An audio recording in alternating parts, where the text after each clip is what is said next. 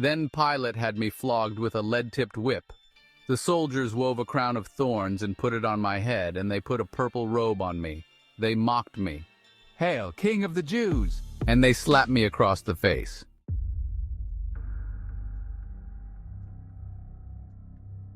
I am going to bring him out to you now, but understand clearly that I find him not guilty.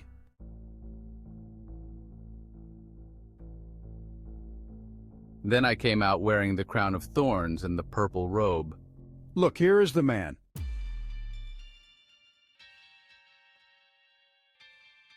Crucify him! Crucify him! Take him yourselves and crucify him. I find him not guilty.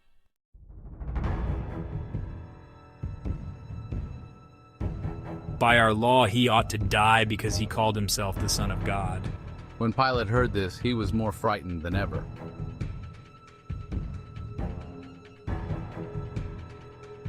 Where are you from? But I gave no answer. Why don't you talk to me? Don't you realize that I have the power to release you or crucify you?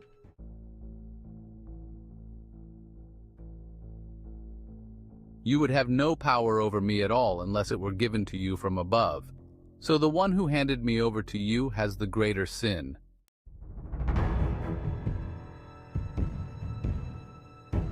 If you release this man, you are no friend of Caesar. Anyone who declares himself a king is a rebel against Caesar.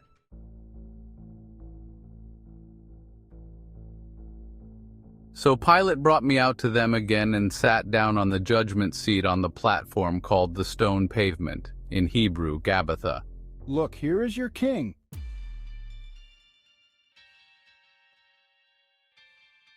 Away with him! Away with him! Crucify him!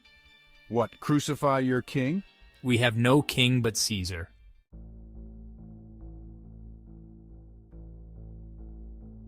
Then Pilate turned me over to them to be crucified.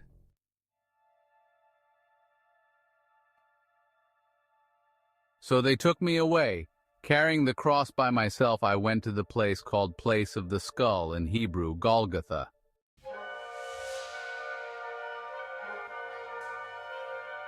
There they nailed me to the cross. 2 others were crucified with me, one on either side, with me between them. Jesus of Nazareth, the King of the Jews.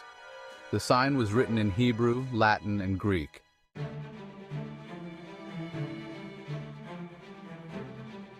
Change it from the King of the Jews to, he said, I am King of the Jews. No, what I have written, I have written.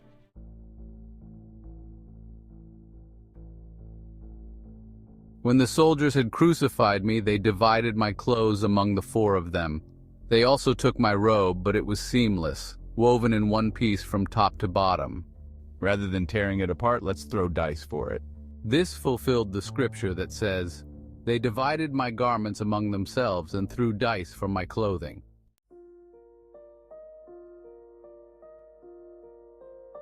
Standing near the cross were my mother and my mother's sister Mary, the wife of Clopas, and Mary Magdalene. "Dear woman, here's your son, here's your mother." And from then on this disciple took her into his home.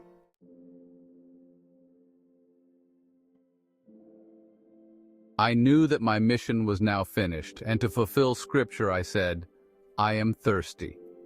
A jar of sour wine was sitting there, so they soaked a sponge in it, put it on a hyssop branch, and held it up to my lips. "It is finished."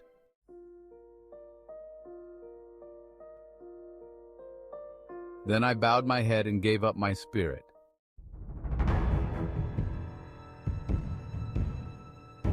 It was the day of preparation, and the Jewish leaders didn't want the bodies hanging there the next day, which was the Sabbath, and a very special Sabbath because it was Passover week. So they asked Pilate to hasten their deaths by ordering that their legs be broken.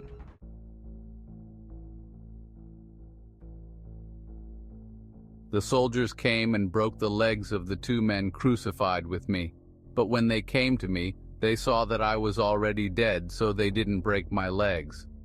One of the soldiers, however, pierced my side with a spear, and immediately blood and water flowed out. This report is from an eyewitness giving an accurate account. He speaks the truth so that you also may continue to believe.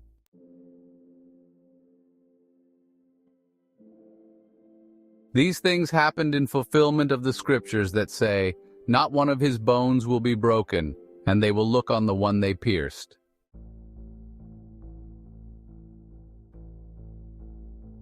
Afterward, Joseph of Arimathea, who had been a secret disciple of me because he feared the Jewish leaders, asked Pilate for permission to take down my body.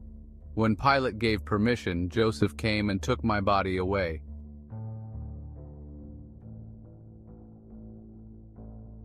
With him came Nicodemus, the man who had come to me at night. He brought about 75 pounds of perfumed ointment made from myrrh and aloes.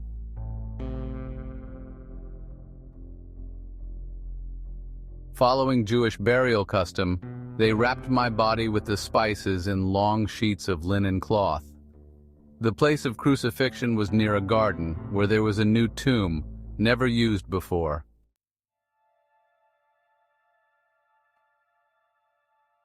And so, because it was the day of preparation for the Jewish Passover, and since the tomb was close at hand, they laid me there.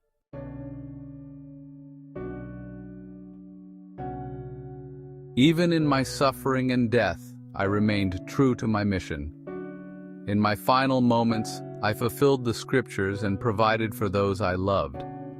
My sacrifice was complete, and my journey was one of ultimate love and purpose.